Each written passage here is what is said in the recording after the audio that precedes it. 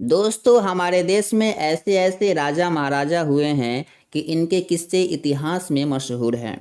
भारत के राजा महाराजाओं की अय्याशी के किस्से सुनकर यकीन मानो आपका दिमाग चकरा जाएगा। किसी ने अय्याशी में ताजमहल बनवाए तो किसी ने बिना कपड़ों के महल में प्रवेश करने की अनुमति दी, यानी अय्याशियों का अड्डा बनवाया। ये मैं नहीं, अपना इतिहास बताता है मेरे दोस्त। इतिहास के पुरखों ने जो खुद को महाराजा समझते थे, दरअसल उनके अश्लील किस्से उनके अय्याशियों का परिचय देता है। रंगीन मिजाजी ऐसी कि अपनी दासियों के साथ रंगरेलियां खेली और दूसरे राजाओं की रानियों के साथ भी रासलीला मनाया। ऐसे राजा महाराजाओं के बारे में आज आपको हम बताने वाले हैं। लेकिन एक गुजारिश है, चैनल को सब्सक्राइब कर लीजिए और बेल आइकन भी दबा दीजिए। दुनिया का 8वां अजूबा ताजमहल को माना जाता है, जिसके बारे में बताया जाता है कि मुमताज़ की याद में ये बनवाया गया था। ताजमहल को मुमताज़ के पति शाहजहां ने बनवाया था, इसलिए ताजमहल को प्रेम की निशानी मानी जाती है। लेकिन क्या आप जानते हैं कि मुमताज़ की मौत शाहजहां के कारण ही हुई थी? जी हाँ, दरअसल शाहजहां अय्याश किस्म के व्यक्ति था। उसे सुंदर लड़कियों से काफ़ी लगाव था। यही कारण है कि उसने कई शादियां की, जिसमें बेचारी मुमताज़ सबसे खूबसूरत पत्नी थी। शाहजहां मुमताज़ की खूबसूरती के कारण दूसरी बीवी से बच्चे न करके सारे बच्चे उन्हीं से किए। जब मुमताज़ अपने 14वें बच्चे को जन्म दे रही थी, तभी उसके शरीर में कई परेशानियां, बीमारियां शुरू हो गई और 14वें बच्चे को जन्म देते देते मुमताज़ की मौत हो गई। तब शाहजहां ने मुमताज़ की याद में खूबसूरत ताजमहल का निर्माण कराया। बताया जाता है कि ताजमहल को बनवाने में 22 साल का समय लगा था। तब के वक्त ताजमहल बनवाने में शाहजहां के आधी तिजोरी खाली हो गई थी, जिसके कारण ताजमहल को प्रेम की निशानी मानी जाती है। और जो प्रेमी ऐसा मानते हैं, उन्हें बता दे कि शाहजहां ने मुमताज़ की मौत के बाद डिप्रेशन में नहीं गया मुमताज़ को याद करके, बल्कि मुमताज़ की मौत के बाद शाहजहां ने एक के बाद एक शादियां करता गया।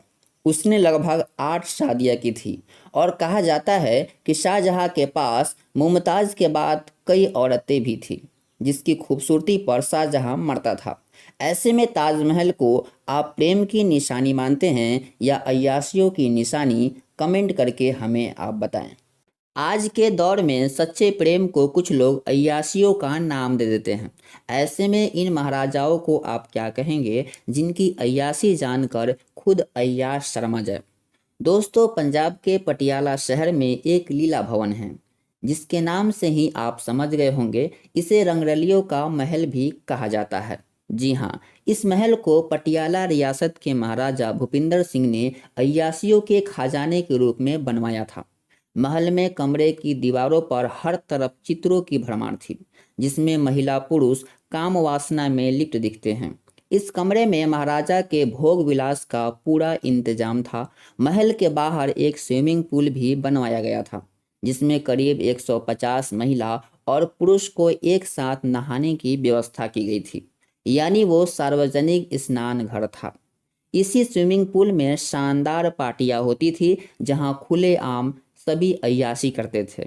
महाराजा भूपिंदर सिंह भी अपनी प्रेमिकाओं के साथ यहाँ खुलेआम इश्क फरमाते थे, वो भी फिल्मी स्टाइल में। रंगीन मिजाजी ऐसी कि भूपिंदर सिंह ने 10 से अधिक शादियां की, उनसे लगभग 88 बच्चे हुए।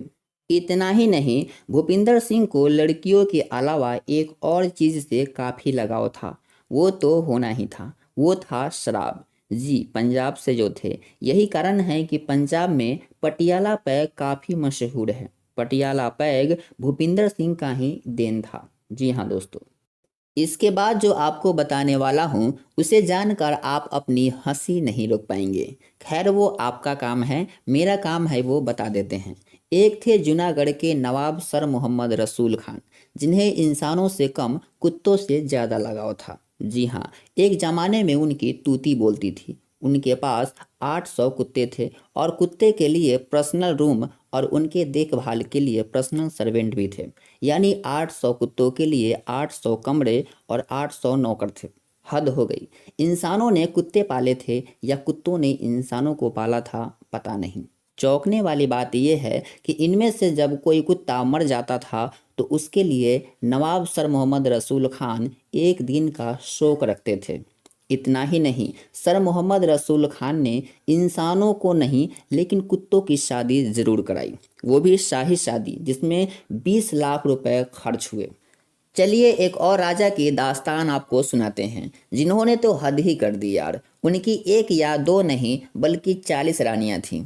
40 रानियों के केवल एक पति थे, वो थे भरतपुर के राजा किशन सिंह। अपने अजीबो शौक के लिए वे जाने जाते थे।